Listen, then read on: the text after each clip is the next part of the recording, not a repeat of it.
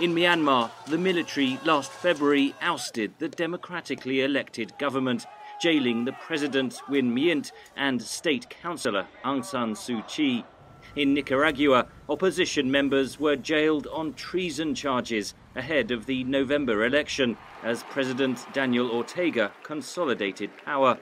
In Uganda, President Yoweri Museveni was re-elected in January 2021 after security forces arrested and beat opposition supporters and journalists, killed protesters and disrupted opposition rallies.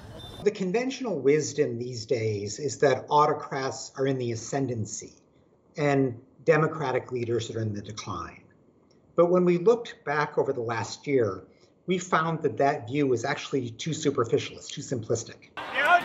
In fact, there are encouraging signs of democratic uprisings, says Roth. Popular protests for democracy against the autocrat.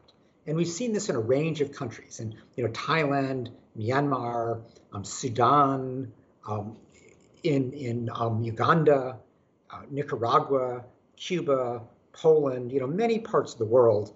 These outpouring of supports for human rights, for democracy, and against autocratic rule. But across the world, tens of thousands of people who have stood up for democracy and human rights have been jailed, beaten, or killed. In Russia, opposition leader Alexei Navalny is in prison after surviving a nerve agent attack.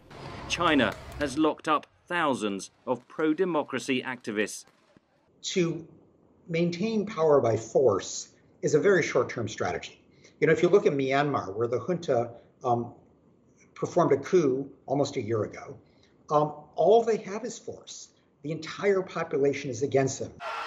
The report says that in countries that still permit reasonably fair elections, opposition politicians and electorates are getting more sophisticated.